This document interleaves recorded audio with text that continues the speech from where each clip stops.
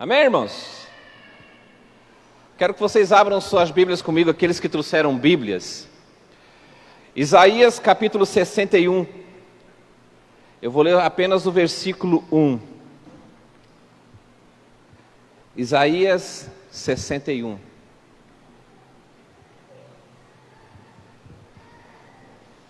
A palavra de Deus diz assim: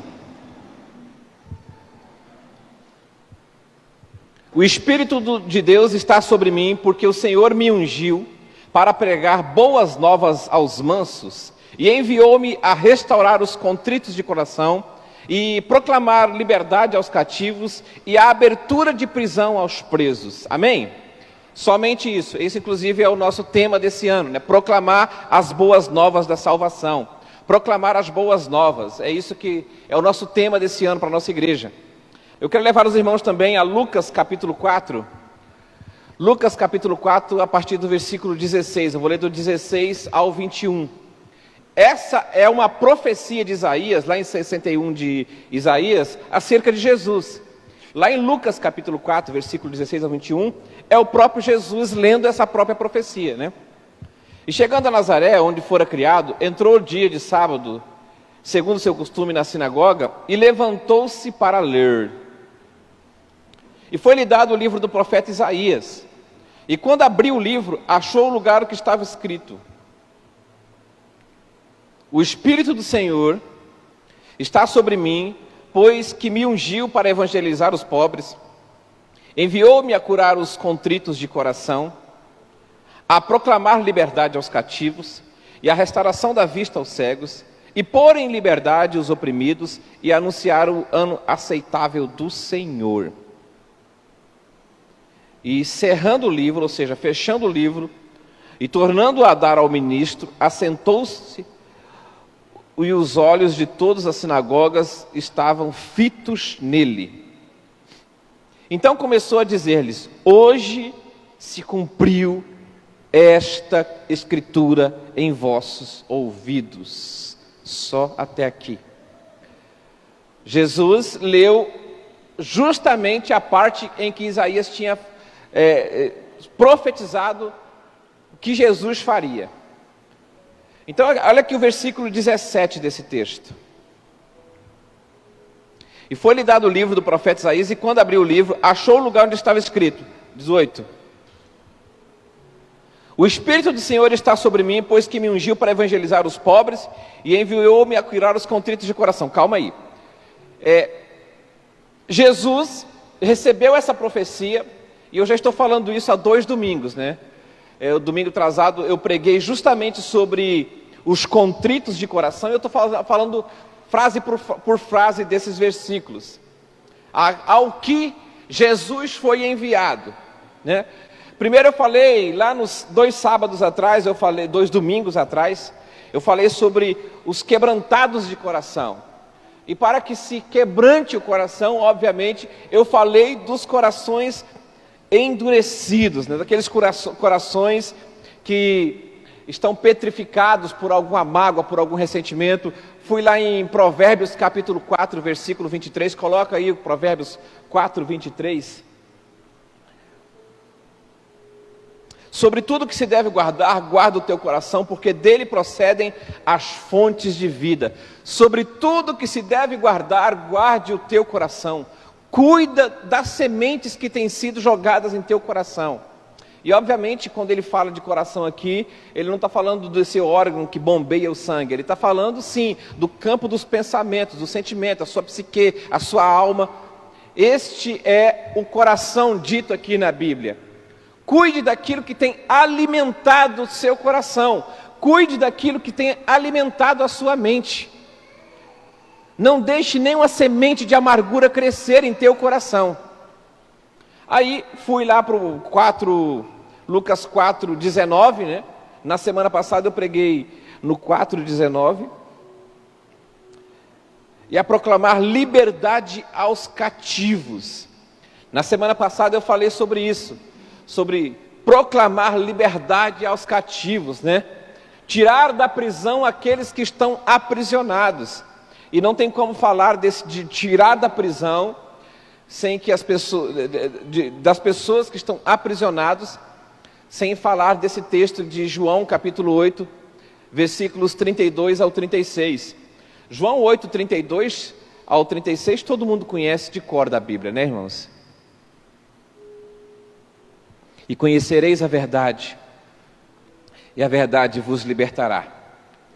Responderam-lhe: somos descendência de Abraão, e nunca servimos a ninguém. Como dizes tu, sereis livres?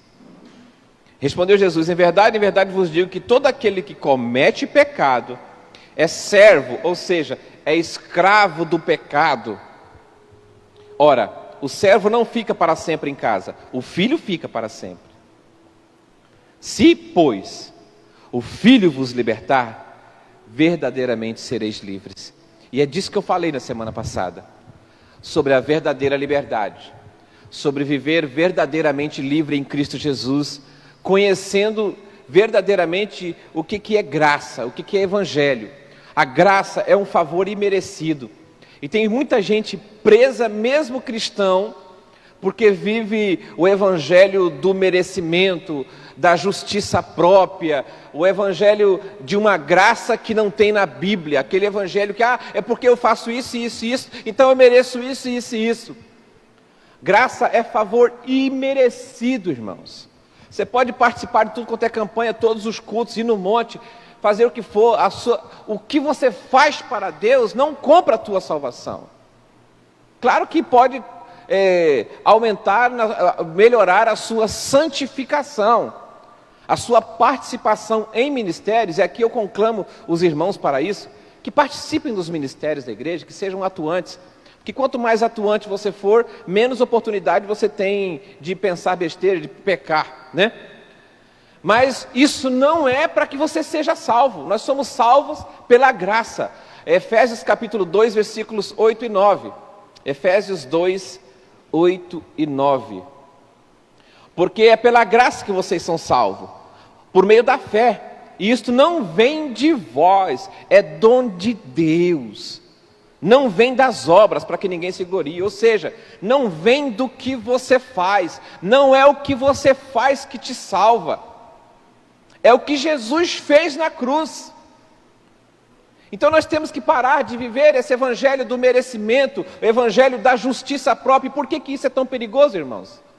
Porque quando a gente vive esse evangelho do merecimento, do eu mereço ser salvo, você começa a se achar mais santo do que outras pessoas da igreja.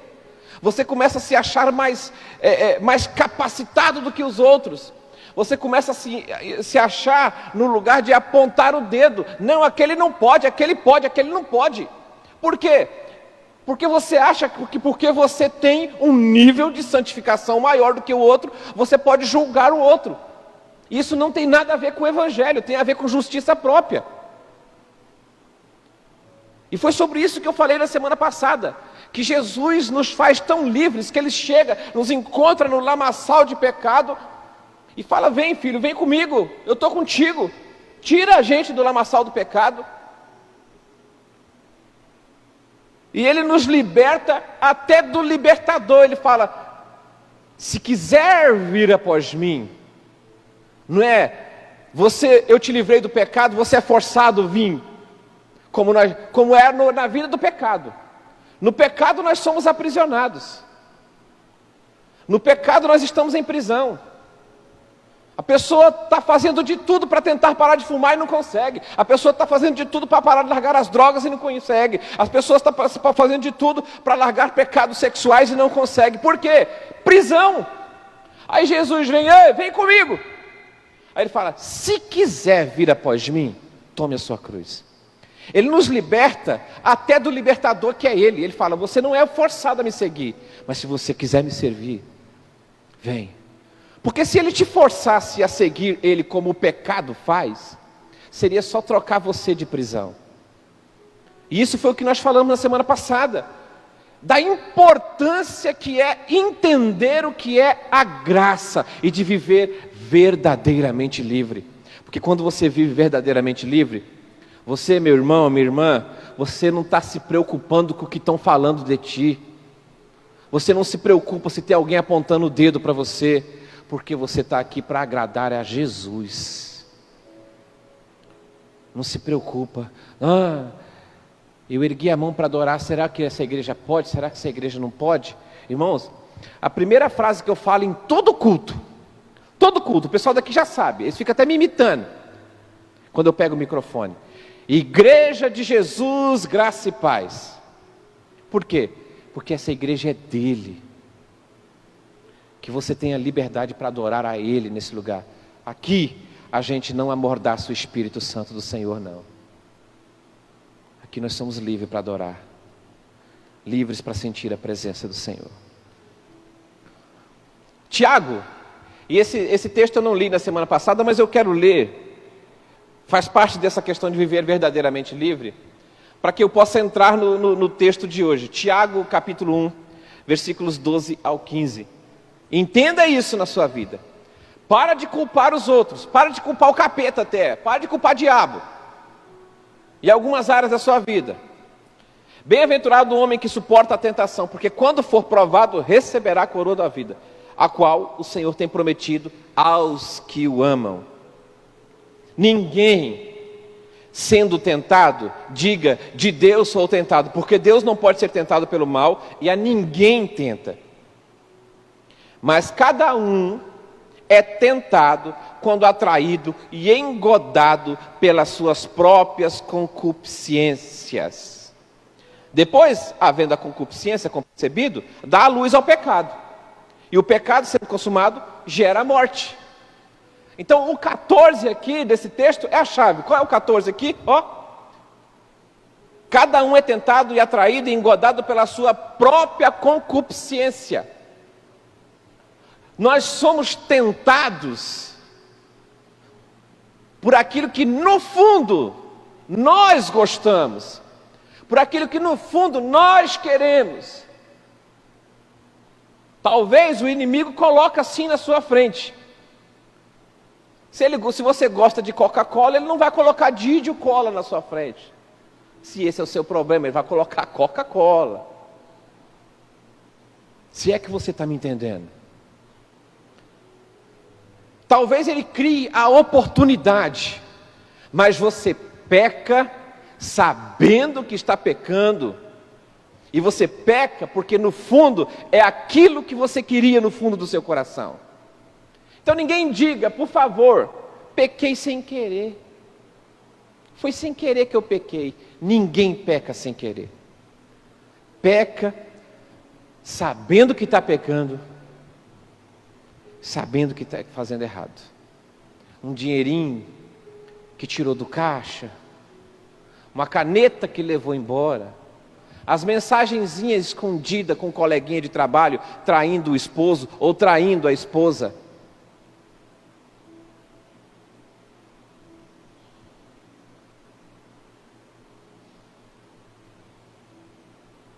Está sabendo o que está fazendo.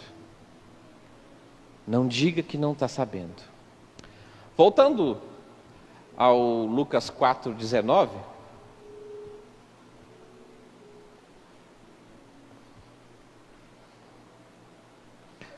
Proclamar a liberdade aos cativos, que eu falei na semana passada. E hoje eu quero falar um pouco sobre essa restauração de vista aos cegos. Restaurar vista aos cegos. E aqui, esse texto, ele não está falando especificamente de pessoas com cegueira física. Também, claro, obviamente, Jesus curou cegos por onde passou. Vou falar inclusive de um deles aqui. Mas também cegueira espiritual. Uma cegueira sentimental. Cegueira comportamental. Algo que você tem certeza, absoluta certeza que você está certo, mas que você não dá oportunidade para ninguém mudar a sua visão. Que você não quer ouvir ninguém. E talvez você esteja cego nisso. Talvez você esteja cego na sua convicção. Talvez você esteja errado, talvez você esteja errada naquilo que você tem como convicção, em algo que você esteja tratando no momento. Por quê? Coração endurecido, feridas do passado, te impedem de enxergar aquilo que realmente Deus quer para a sua vida. E eu vou dar um exemplo aqui na Bíblia. Marcos capítulo 28, não, Marcos, acho que nem tem 28 em Marcos. Marcos 8, 22 ao 26.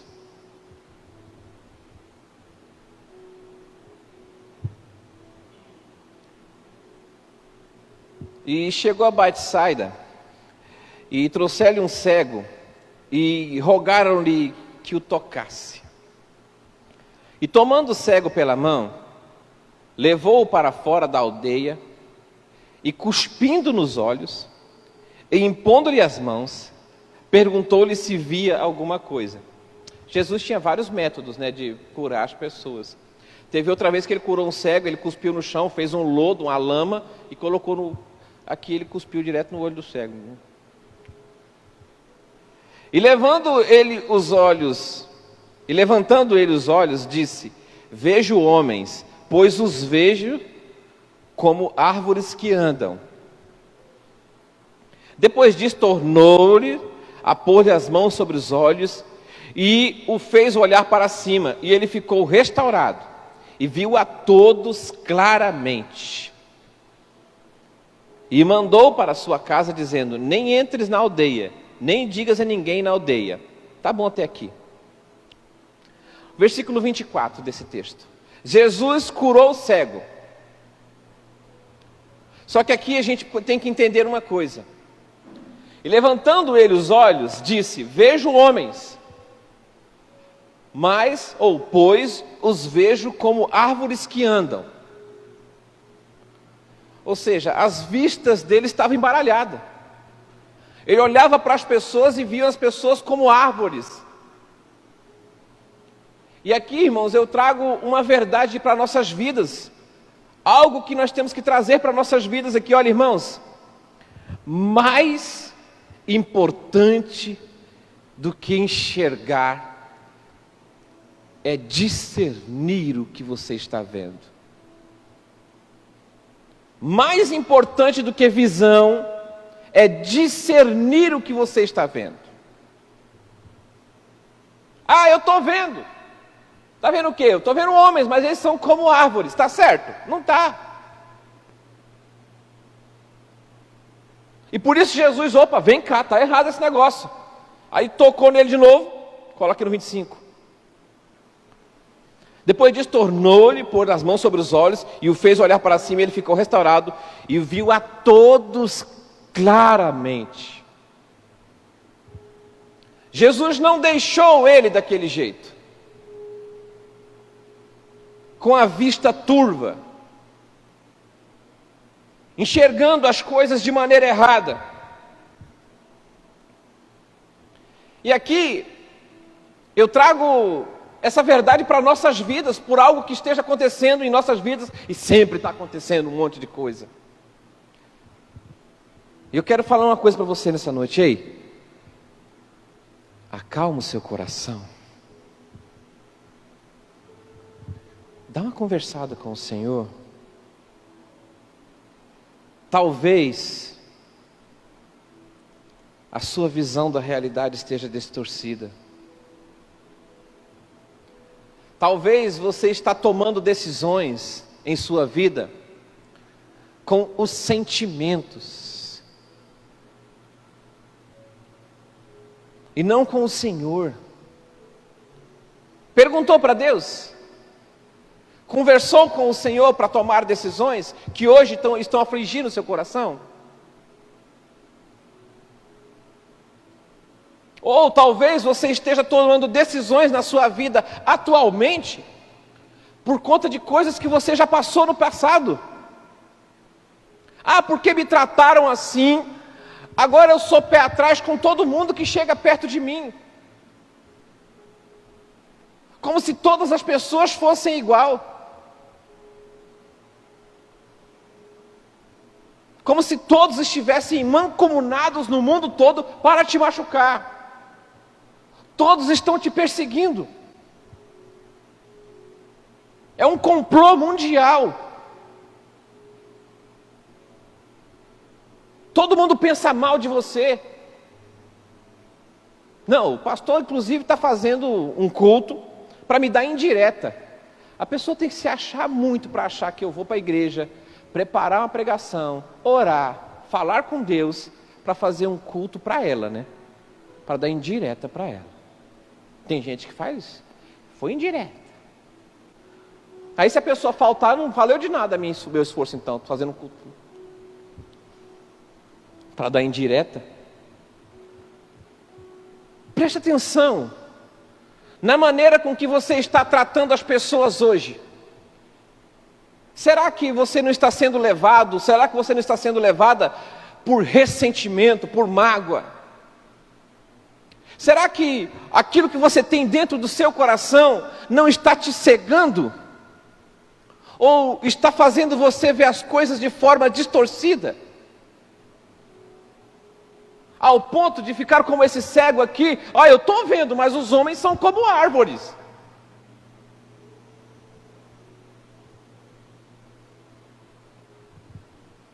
Será que nós estamos pensando direito para tomar as decisões? Ou será que nós não estamos sendo levados pelos sentimentos ou pelos ressentimentos, pela mágoa do que se já passou? Isso acontece tanto, irmãos, em relacionamentos, em aconselhamentos de casais, por exemplo, principalmente aqueles que já se casaram e separaram e casou com outra pessoa.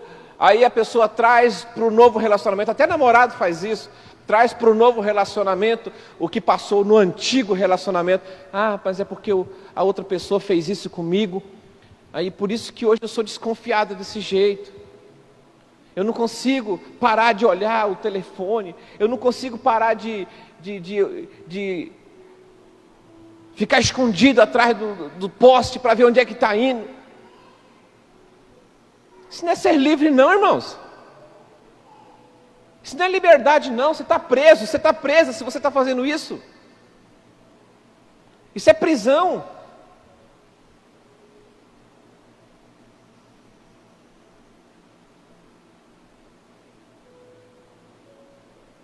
Ah, pastor, então você está querendo dizer que eu tenho que confiar plenamente e deixar ir? Não, também não é assim também não. Cuida do seu vaso aí. Cuida da sua varoa. Mas não de forma doentia. Talvez por conta de ter uma visão turva da situação, você não consegue encontrar uma saída para a sua vida. Talvez por conta do que esteja acontecendo e você está num turbilhão de acontecimentos na sua vida, você não consegue encontrar uma saída, você não consegue enxergar uma saída.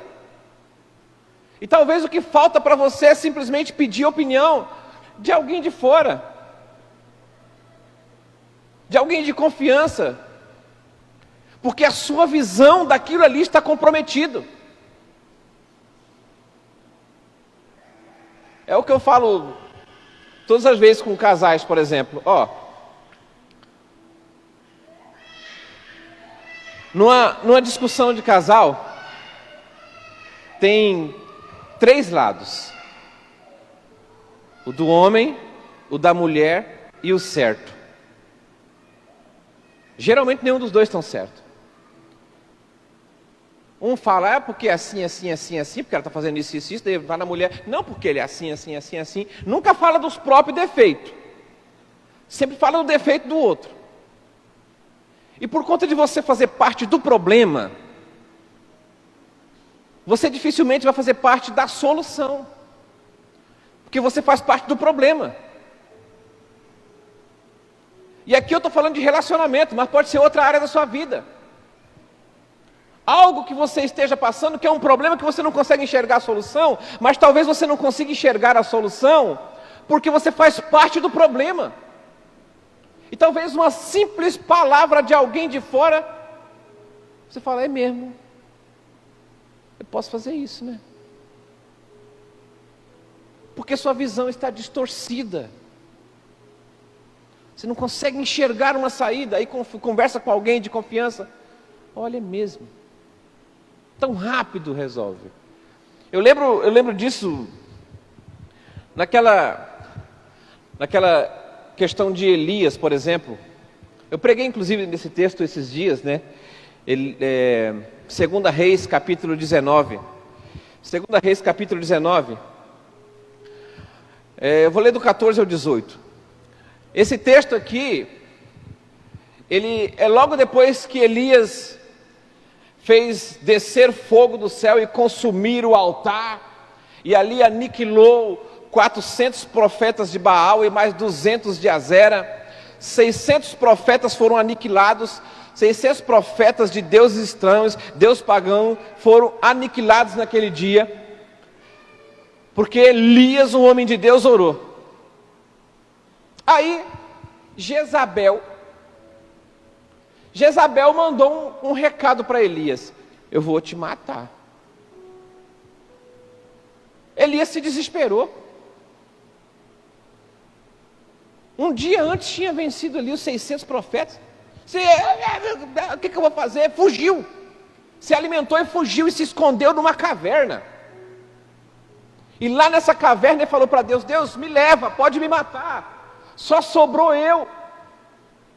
De todos os profetas, de todas as pessoas que te serviam, só sobrou eu. Eu não tenho mais forças, me leva. Pediram para Deus para matar ele. Eu não suporto mais, Senhor. Aí, e vem Deus e fala isso aqui com Elias. Eu acho que não é esse não, hein?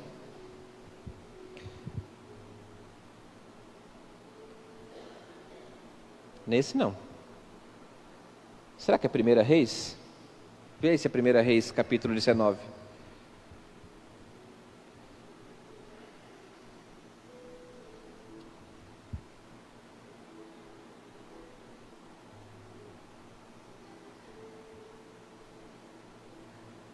É esse aqui mesmo.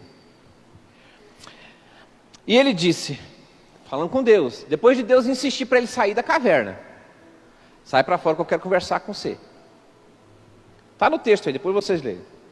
E ele disse, eu tenho sido em extremo zeloso pelo Senhor, Deus dos exércitos, porque os filhos de Israel deixaram a tua aliança, derrubaram os teus altares, e mataram os teus profetas à espada, e só eu fiquei, e buscam a minha vida para me tirarem.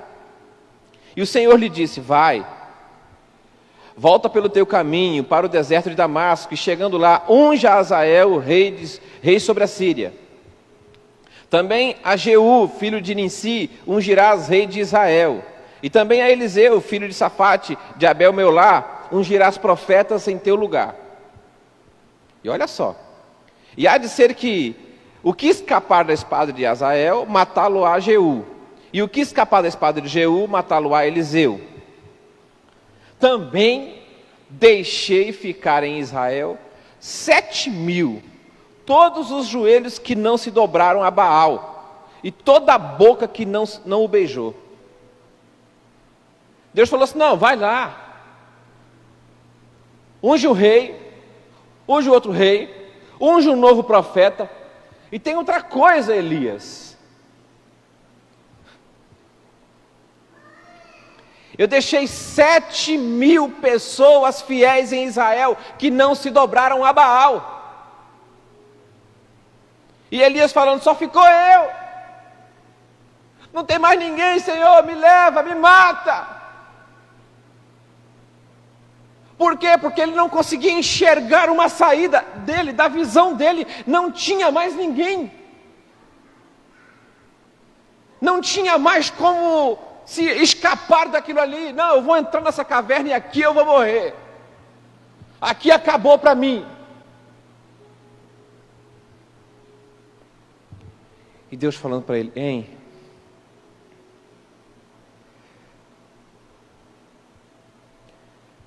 Tem 7.000 pessoas lá em Israel que não se dobrou a Baal. 7.000 pessoas que não se ajoelharam para Baal. 7.000 pessoas fiéis. Ele está falando que só sobrou ele.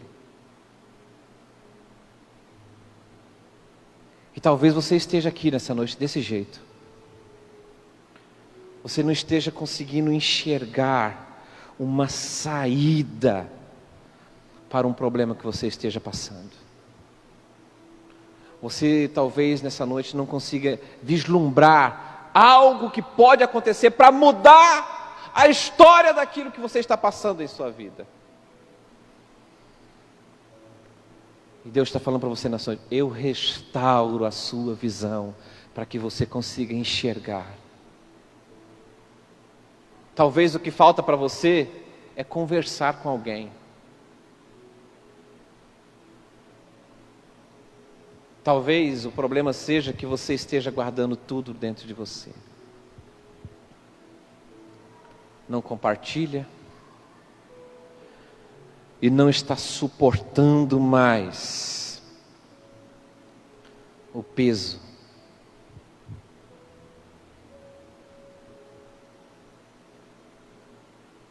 Talvez só de falar isso aqui, esse texto, você já esteja começando a enxergar. Volta no 18 aí, nesse texto. Deixei ficar em Israel 7.000 joelhos, todos os joelhos que não se dobraram. Talvez Deus já esteja começando a falar no seu coração sobre uma saída que você tem para o seu problema. Talvez Deus já está falando contigo nessa noite sobre aquilo que você precisa fazer para a sua cura. Talvez Deus já esteja falando contigo neste momento, ações que você não tomou para que fossem resolvidos os problemas pelos quais você esteja passando. É chacoalhar a poeira e falar: oh Deus, vão comigo. Filipenses capítulo 4, versículo 13. Filipenses 4:13.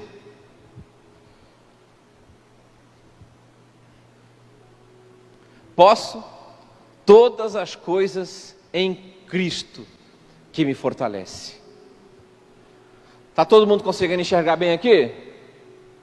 Então vamos ler junto esse texto no 3, tá? 1, 2, 3.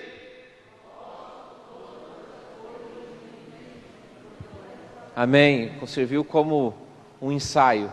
Eu posso ouvir todos os irmãos? 1, 2, 3. Amém? Você crê em Cristo? Você crê em Cristo Jesus, irmão? Amém? É em Cristo. Posso todas as coisas, não com as minhas forças, não com a minha sabedoria, não com aquilo que eu já passei, não com a minha experiência, não com o meu dinheiro, não com o meu carro, não com a minha casa, mas em Cristo que me fortalece. E se a Bíblia diz que você pode, você pode.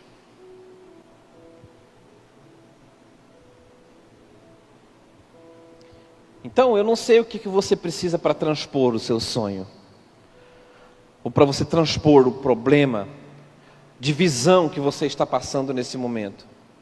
Mas acredite que pode vencer. Mas pastor, o senhor não entende o que eu estou passando. Entende uma coisa: não é a tua força, não é a tua capacidade, é naquele que te fortalece. Então, meu irmão, minha irmã, é posturas. E alguns se confundem em momentos de dor e perseguição. Confundir é o quê? O que é fundir? você pegar tipo um metal e grudar em outro, juntar a outro, isso é fundir. Confundir é juntar-se juntar com o problema. E tem gente que está confundido com o problema. Tem gente que está sendo confundido pela dor.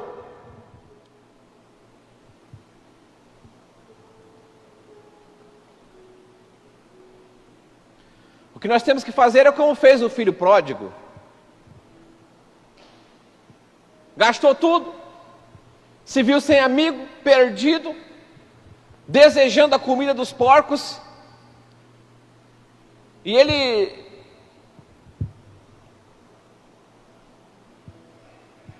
olhou para um lado e disse: isso aqui não é meu lugar não. Isso não é meu lugar não. O que eu estou fazendo aqui?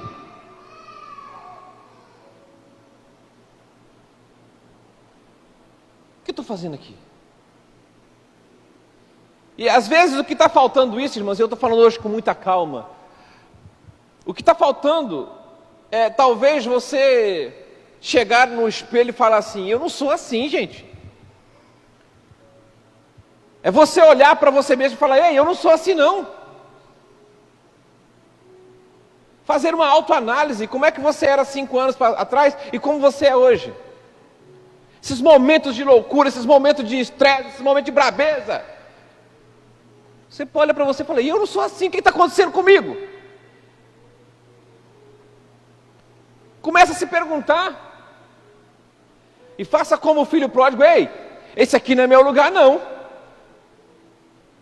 Não se confundir, não se abater com o status quo. Fala: opa, aqui não é meu lugar não. Vou voltar para a casa do pai, estou indo para a casa do pai. Talvez eu chegue lá e não seja tratado como filho, mas que ele me trate pelo menos como empregado, porque o empregado dele pode comer. Mas não, tem gente que chega no status quo do filho pródigo. Ai, Deus, eu nunca mais vou conseguir sair daqui. O que eu fiz? Oh céus, oh vida.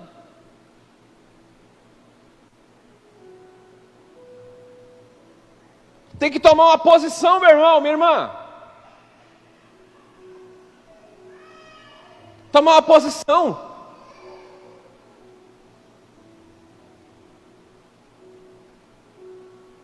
A salvação é individual. Deus não é avô de ninguém não. Ninguém vai ser salvo porque o pai é salvo. Deus não é tio de ninguém não. Ninguém vai ser salvo porque o tio é da igreja não. É você que tem que tomar as atitudes por sua vida.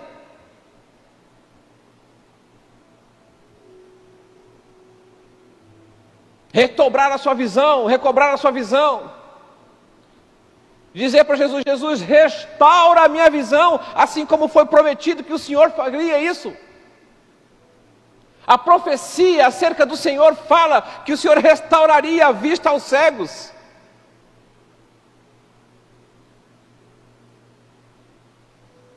Tem aquele hino da Aline Barros, não quero que o louvor canta não, se preocupa não. O pessoal do louvor fica todo assustado quando eu falo isso, né? Aquele hino, acho que vocês conhecem aquele: o meu Deus é o Deus do impossível. Como é que é, gente?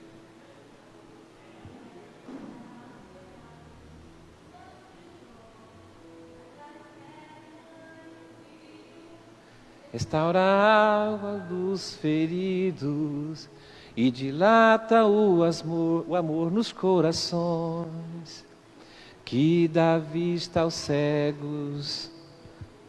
O nosso Deus é um Deus do impossível.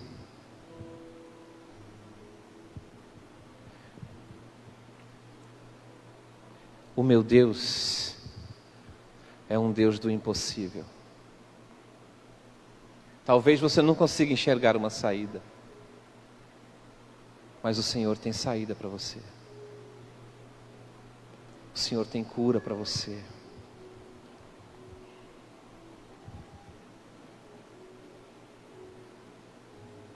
Talvez a sua visão esteja turva. Analise aí, fazendo favor. Pensa bem sobre uma situação. Será que a sua visão pode não estar turva, vendo as coisas de maneira enganosa, por conta daquilo que você já passou? E às vezes você não enxerga o que realmente é. Aquilo que de verdade está acontecendo. Porque você está cego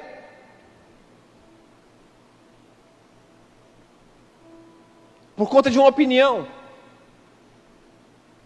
O pior é quando a pessoa está ferida, está machucado, e precisa de ouvir uma palavra de alento, e só que ela não quer ser contrariada. Aí ela começa a conversar com as pessoas. Não sei, tal pessoa fez isso e isso comigo e tal, estou chateado. Um crente de verdade falaria assim, hein? Vai conversar com a pessoa. Vai lá, fala que ele te chateou, te magoou. Quem sabe ele pede perdão, quem sabe vocês se consertam. Não. Mas é justamente aquele tipo de pessoa que a pessoa não pode encontrar, que ele acaba encontrando. Alguém que concorda com a dor dela. É verdade. É verdade. Não podia ter feito isso não. Aí já são duas pessoas chateadas. E ninguém foi conversar com a pessoa. E continua cegos. Só vai aumentando a mágoa, só vai aumentando o ressentimento. E o outro nem está sabendo do que está acontecendo, porque ninguém foi conversar.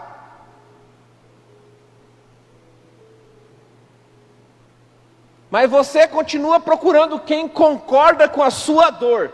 Achou alguém que concorda contigo? Não, vem cá para a gente conversar. Vem aqui tomar um café. Até que encontra alguém verdadeiramente amigo, alguém verdadeiramente amiga, alguém de Deus que fala assim, vai lá e conversa com a pessoa.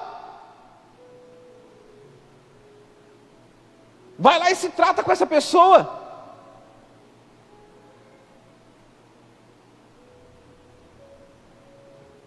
E eu digo, se tem tempo para fazer isso, faça. Porque pode ser que amanhã seja tarde. Amanhã pode ser tarde para a pessoa ou para você. Libere o seu coração. Libere a sua vida.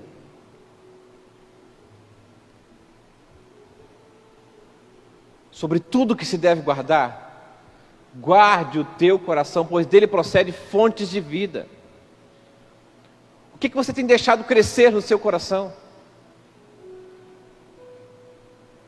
Eu li o texto aqui no começo do culto, e quero ler novamente com os irmãos. Romanos capítulo 8, a partir do versículo 31. E eu quero que vocês fiquem de pé.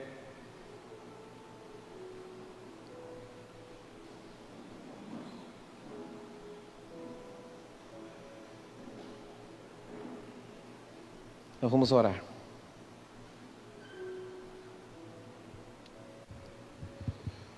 Você não está desamparado. Você não está desamparado.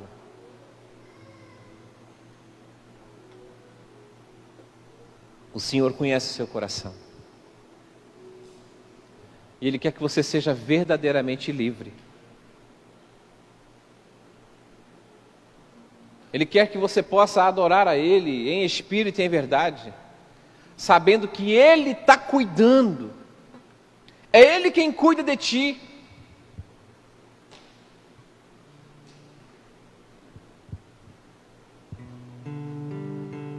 O que diremos, pois, diante dessas coisas? Se Deus é por nós, quem será contra nós? Aquele que não poupou o seu próprio Filho, mas o entregou por todos nós, como não nos dará juntamente com Ele de graça todas as coisas? Quem fará alguma acusação contra os escolhidos de Deus? É Deus quem os justifica. Viva na presença do Senhor, irmão.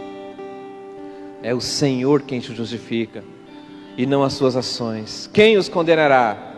Foi Cristo Jesus que morreu e mais, que ressuscitou, está à direita de Deus e também intercede por nós. Quem nos separará do amor de Cristo? Será a tribulação? O que tem te afastado da presença do Senhor? Será a tribulação, a angústia, perseguição, a fome, ou a nudez, ou o perigo, espada? Como está escrito, por amor de ti, enfrentamos a morte todos os dias. Somos considerados como ovelhas destinadas ao matadouros. Mas em todas essas coisas nós somos mais do que vencedores por meio daquele que nos amou. Pois estou convencido que nem a morte, nem vida, nem anjos, nem demônios, nem o presente, nem o futuro, nem qualquer poder, nem a altura, nem a profundidade, nem qualquer outra coisa na criação, nem qualquer outra coisa na criação será capaz de nos separar do amor de Deus que está em Cristo Jesus, o nosso Senhor. Feche os olhos onde você está. Deixa o Senhor restaurar a tua visão nessa noite. Deixa o Senhor restaurar o teu coração nessa noite.